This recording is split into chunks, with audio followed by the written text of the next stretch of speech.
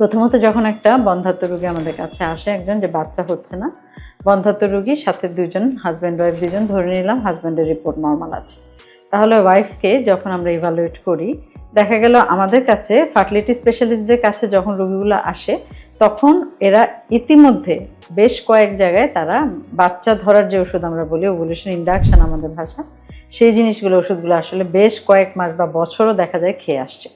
তখন আমাদেরকে আসলে একটু অ্যাডভান্স চিন্তা ভাবনা করতে হয় রোগীর বয়স এবং সে কতদিন ধরে চিকিৎসা নিচ্ছে, তার কী কী পরীক্ষা নিরীক্ষা ইতিমধ্যে হয়েছে ইত্যাদি। আমরা আগের রেকর্ডগুলো অ্যানালাইসিস করে তারপরে ওই রোগীটার জন্য একটা প্ল্যান করি।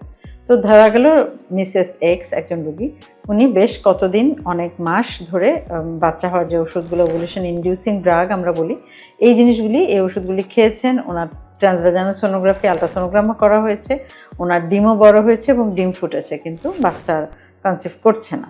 তখন দ্বিতীয় ধাপে আমাদের যেটাতে আমরা চিন্তা করি সেটা হচ্ছে টিউবগুলো খোলা আছে কিনা, যেহেতু তার মেল পার্টনার ওকে আছে।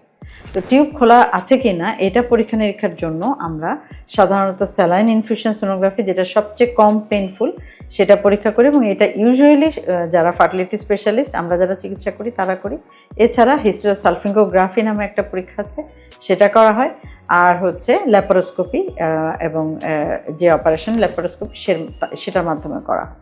তো এর মধ্যে ল্যাপারোস্কোপি ব্যয়বহুল আর হিস্টেরোসালফিঙ্গোগ্রাফিটা একটু বেশি পেইনফুল, আর সবচেয়ে লেস পেইনফুল এবং সবচেয়ে বেশি লেস এক্সপেন্সিভ হচ্ছে স্যালাইন ইনফিউশন সোনোগ্রাফি। তো এই পরীক্ষাটা সম্পর্কে আজকে আমি আসলে কিছু বলবো। স্যালাইন ইনফিউশন সোনোগ্রাফি কি, আমরা কেন করি এবং কি পাই। তো এটা আসলে আমরা আলট্রাসোনোগ্রাম যখন করি, ট্রান্সভাজানাল সোনোগ্রাফি, টিভিএস পরীক্ষা, রোগীরা খুব সহজে এখন চেনে।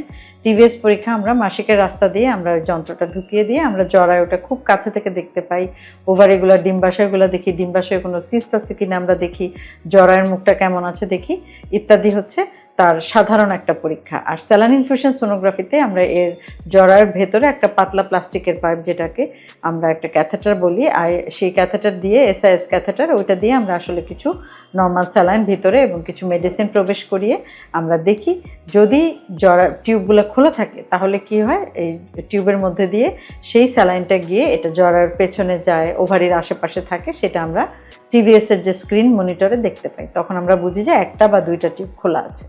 তো এই যে একটা পরীক্ষা, যে এই পরীক্ষাটার মাধ্যমে অতি অল্প সময়ে, অতি কম খরচে এবং খুব লেস পেইনফুল একটা পদ্ধতি, এটাতে আমরা আসলে টিউবের পরীক্ষাটা আমরা খুব সহজে করে ফেলি এবং দেখা যায় যে 90% রোগীর ক্ষেত্রে আসলে এখানে সমাধান হয়ে যায়।